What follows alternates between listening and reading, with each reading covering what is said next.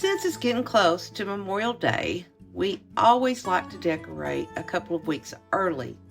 And so while we was in and around the beautiful Cumberland Gap area, we decided that we was going to try and go back to the forgotten Ball Cemetery in Gibson Station, Virginia. And you remember that is my father's family cemetery. So basically I'm kin to everybody in there. It is, smack dab on the border of Kentucky, Tennessee, and Virginia. You can see Cumberland Gap, and if there wasn't a mountain there, you can see right there in Middlesboro. It's all in that general area. But I wanted to, before we go to putting pictures up and, redoing the search on the people in here, I wanted to show you this short video that I had started. Now, underline that word started, because I started to make a video all through it, but you'll see why at the end of this one I didn't get to finish it. So here it is. Check it out. Well, I'm back again at my dad's family cemetery in Gibson Station, Virginia, right outside of Ewan. It's pitiful still, and yes, I'm going to gripe and complain, but there's not many of the Laws family left. My husband just now got me a little trail weed-eated. If you want a true Appalachian cemetery, you're looking at it. What I would give to have this cleaned up. But the reason why I'm doing this cemetery again for the third time is I'm going to put some pictures with the people, some of the people that I have found that's buried here. I know I have maybe 3 to 4 sets of grandparents, maybe 5, buried in his cemetery. It is the Ball Cemetery. It's right off the highway in Virginia here. You can hear the trucks going by, but nobody knows it's up here. Just the locals. People pass by this all the time. No clue, because it's so grown up. You can see the sunk graves. You can see the deer trail. But look at the sunken graves. They go all the way back. And I have walked it, which you guys have watched me on videos, a couple of videos I made of this cemetery.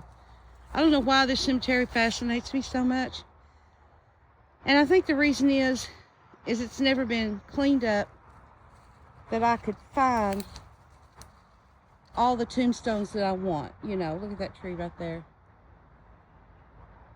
That I wanted to find. I have, oh wow, look at this one. Split. I found quite a few, but most of these are like this. They're just flagstone, rock markers. The majority of them are. You can see one in the distance. And come to find out, I am kin to everybody here. So that's the reason why I wanted to make the video. What that's for? A steak or something. But it's just creepy. It's creepy. It's beautiful. It's unique. I'm going to put a few flowers over here. Though these over here I do know of is my great-grandparents and great-great-grandparents. You missed it. But anyway, here we go. I've showed these before. Still haven't found my great-grandmother's headstone. But this is her sister.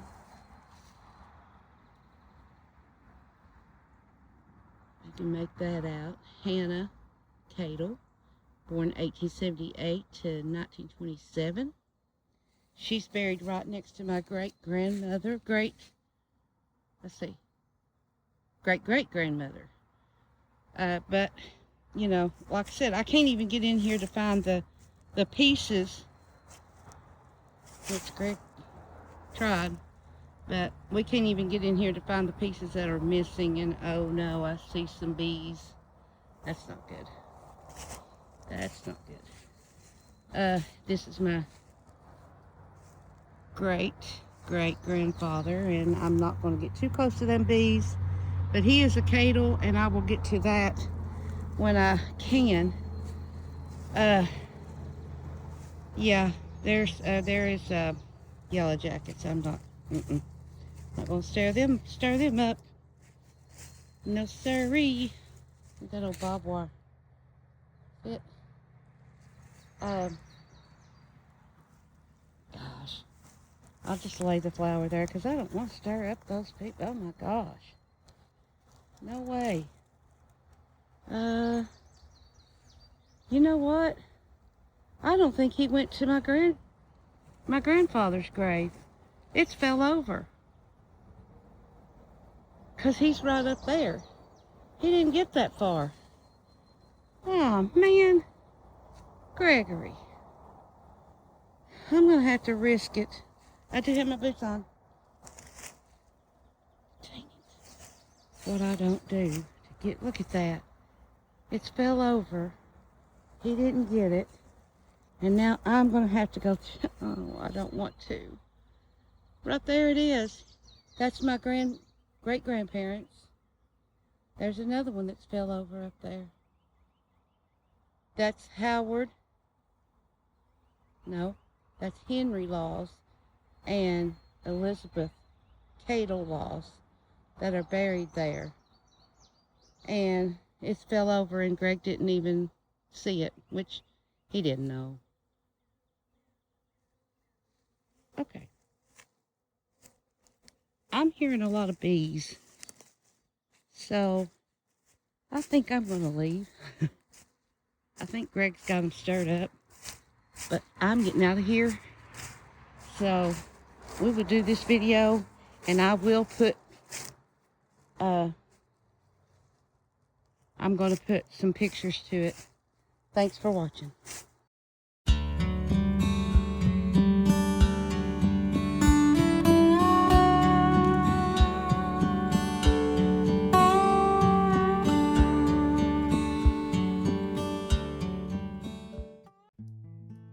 Okay, so it was either get attacked by bees, which Greg is highly allergic to and has to carry an EpiPen, or finish the video and do it like this. So we decided to do it the safe way and stop and just leave and have to wait till it gets cooler weather till we can get back up there.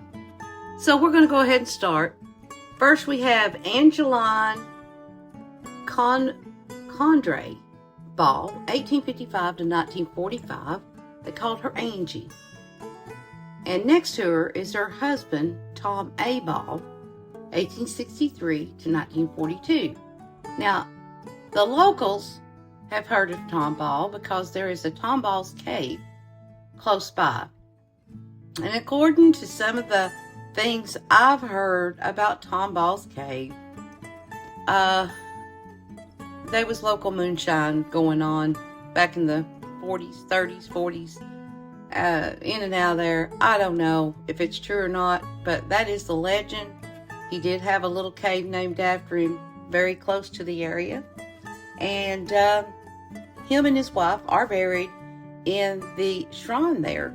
So, next we have their daughter, Mary E. Snavely, 1892 to 1963, with her husband, Frank R. Snavely, 1887 to 1956. Now, this is Angeline's son from her first marriage to William Woodson. Wheeler Woodson, and his middle name was Thomas, 1885 to 1958. Now, I know I've said it in the video before, this next name, on the tombstone, it looks like it's spelled Boney, but I'm pretty sure that's probably Bonnie Barnes, 1879 to 1949. So I'm thinking it's Bonnie instead of Boney. But, back then, they didn't have a lot of education. They didn't go very far. They just stayed home, worked on the farm, did the best they could, did the best learning, and would sound out their words. They used phonics. So, there you go. Then we have George W. Cadle. Now, this is some of my kin I know for sure. 1868 to 1881. He was born in Lee County, Virginia, and he was only 13 years old when he passed away. So, like I said before, who knows what it could have been. So much disease. Took so many lives back then. Then we have Hannah E. Cadle, which is a great aunt, 1878 to 1927, and she was George's sister. And then their father, which is a great-great-grandfather of mine, John R. Cadle, 1839 to 1914, and his wife, Lucinda Jane Ellis Cadle, 1841 to 1921. That would be a great-great-grandmother. We have Molly W. Dixon, 1872 to 1892. David Andrew Ellis, 1879 to 1888. And as you can tell, his poor tombstone is really weathered away. Then there's James Ellis, 1848 to 1888. Henry Clay Ferry. And if we keep going with the Ferries, there's different spelling variations of that name.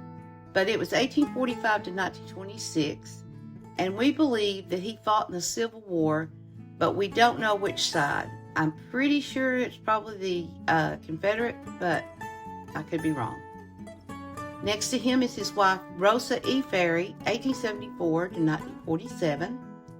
Their son, Victory Morgan Ferry, 1907 to 1943. And now Vic did serve as a private in the Army's Coast Artillery Corps during World War II. And then there's Martha M. Ferry, 1895 to 1904. And unfortunately, she was 9 years old when she died. And there's quite a few different, like I said, the next one, if you look at the name, the last name, it's either F-E-R-R-Y or F-U-R-Y, and sometimes it could be F-U-R-R-Y. So it was just, the way they spelled it. This is her father, Barry Franklin Furry, 1865 to 1920. Look at him. We got a good picture of him. And then this is Barry's wife, Margaret Farshall Southern Ferry. And they called her Maggie, 1888 to 1944. Unfortunately, we do not have a headstone of her, and we don't know in this picture who that young man is with her. So if you guys know, let me know. And now we have Martha's brother, James Silas Furry, 1889 to 1893. He was only 4 years old when he passed. Then we have her sister, Sosa G. Furry, 1893 to 1895, only 2 years old. And next is another aunt of mine, would be a great aunt, Ella Ingle Harrell, 1898 to 1931. And this was her when she was just a little girl. And now we have Peter Steiner, Pete, they called him Honeycutt, 1858 to 1931, and he was born in Tazewell, Tennessee, not too far.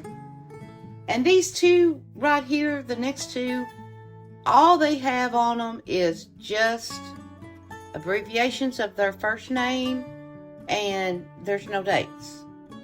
R.L. Langford and S.J.R. Langford. And sometimes that spelling is wrong too. Langford could be Langford. So instead of a K, it'd be a G. And here's some more people here. I know I'm kin to the Langfords, and this here is a probably second cousin, Albert R. Laws, 1925 to 1950. Albert served in the anti-aircraft battery in World War II. And if I'm not mistaken, my dad had rode back from Ohio with him the day before he passed away in a car wreck. So that, boy, that's something. But here's his father, James Shelby, Jim Laws, they called him Jim, 1893 to 1960. His mother, Carol Lou West Laws. Now, she's not buried here. She's buried in Middlesboro, in Bell County, Kentucky, right over the line. Then there's Carolyn Sue Laws. She was born and she died in September 19th of 1955. Then there's Albert's son, Charles Ray Laws. He was born in November of 1948 and passed away 1 month later. And then Albert's mother, which Albert's mother would be my grandmother, great-grandmother, Elizabeth Cadle Laws, 1961 to 1939. And there's no picture of her grave. The picture shows her at her husband's funeral. If you look at that really well, you can see her with the glasses in 1925. Now, what's been told about her is she wasn't a very nice lady. I don't know anything about her other than what I have been told by my grandmother, which was her daughter-in-law. And she was a very mean-hearted lady. So take that for what it's worth. I'd like to hear some stories about her. But all the stories I've heard is she was just mean. So, I don't know. Maybe that's where I get it.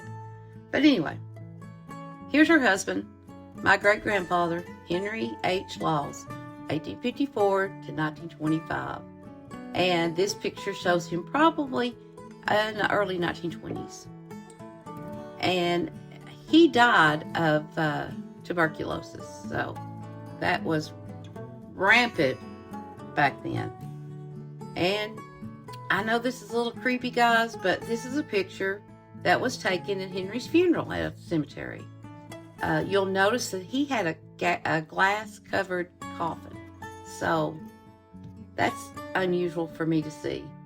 And you can see how the cemetery, look in the background, the cemetery is cleared off. But that was in 1925. So all the people that are gathered around there is his wife and his children, and they had a bunch. Okay, Howard Laws Sr., my grandfather.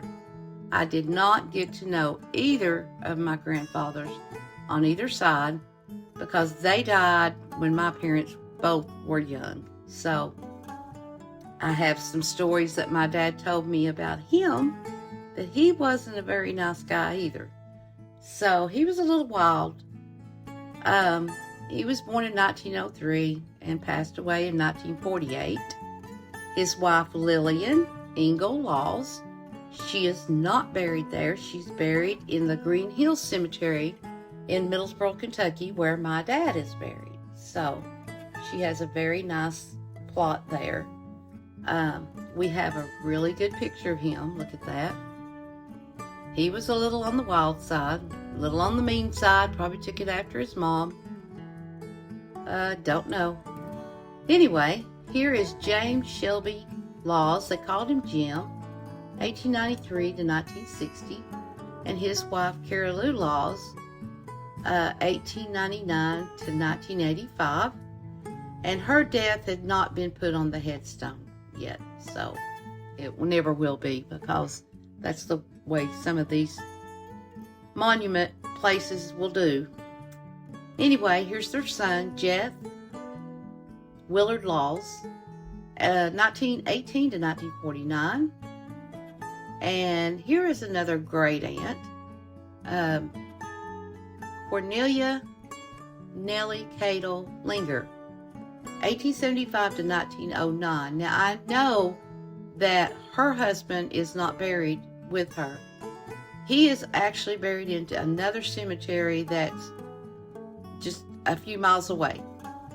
Don't know what happened there, but yeah, she's buried there. Then we have Willie Eugene. Now look at that. Eugene, I don't know. Lorton. He was born on February the 8th of 1921 and passed away only 13 days later.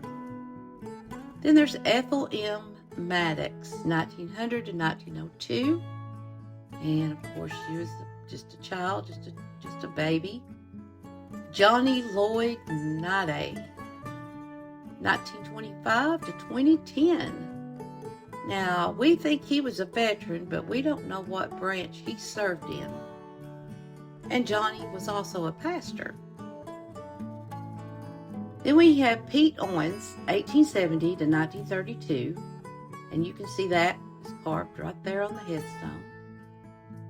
Then Benjamin Lawrence Rose, 1909 to 1964.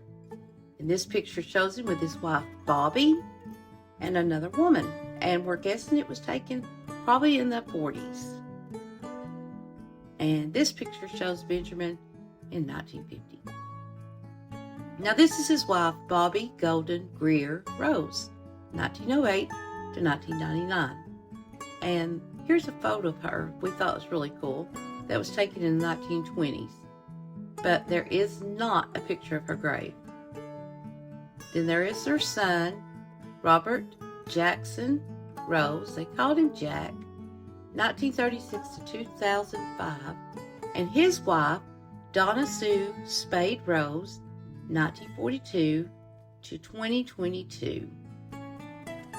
Anyway, this is Jack in 1975. And then this picture shows him on the steps of the Claiborne County Courthouse in Tennessee. He was a criminal defense attorney in the area for many, many years. And here's a picture of Donna. And I was told that she was actually a teacher in Powell Valley High School. So maybe some of my friends remember her. I knew a Miss Rose, but she don't look like the same one I knew. And next we have Frank R. Snavely, 1887 to 1956. His wife, Mary E. Snavely, 1892 to 1963. Thomas Ray Sutton, born in March of 1952 and passed away in June of 1953. And the inscription here says, "A jewel on earth and an angel in heaven." Now there's Amanda Thompson Thomas, 1930 to 1953. And we found a picture of her. We're guessing it was taken probably in the 50s. And then here's another aunt, great aunt, Selena Laws Thomas, 1887 to 1947. And actually, this is the first time I've ever seen a Masonic emblem on a woman's headstone. Now, you usually see an Eastern Star, but not for a woman. So, that's unusual for me. But I think that it, actually was a thing back then. Some women could join. I'm not positive, but yeah, that's really odd for me. That may have just been for her husband. But this is a picture of her husband, James G. Thomas. Now, he's buried in Middlesboro, Kentucky, in the Browning Cemetery. He's not with her. And here's a picture of her later in life. And then we have their son, Joseph Henry Thomas, 1906 to 1950. And we found a real good picture of him. And then here's another son of Selena's, Moses Samuel Thomas, 1923 to 1947. You can see here a picture. We got Susan G. Webb. We don't have any dates for her, but we know her headstone says that she was 78 years old when she died, and that she was the consort of Lewis Webb. And if you remember what I said about a consort, that doesn't mean that she was an extra wife or whatever. That means she followed him in death. So if it was vice versa, it would say a consort of Susan if he died, or if she died before him. So you get what I said? She followed him in death. Anyway, let's move on. We got Wheeler Thomas Woodson, 1885 to 1958. Betty Lou Young, 1936 to 1938. She only lived 2 years. And you can tell, definitely tell, her little headstone is hand carved. And somebody did a really good job at it. Now, I'm going to say 10 people that are buried here with no graves or no pictures, but I know there is numerous more people here. We just don't have a record book. Nobody kept a record. So here they are. Matthew Cadle. He was born in 1839, but we couldn't find a death date. And then there's Cordelia, and they called her Delia. Dean Furry, 1868 to 1949. Henry Kybert. We don't have a birth date for him, but we know he passed away in 1930. Minerva Lawson Linger, 1887 to 1917. Charles Haston Lorton, 1883 to 1937. Martha Laws Lorton, 1892 to 1941. Charles H. Maddox, 1870 to 1907. Chester Maddox, 1905 to 1923. Then there's a Mossy Jewel Rowlett. She was born and she died February the 26th of 1929. And then next to her twin brother, Wheeler Ewell Rowlett. They both were born and they died on the same date.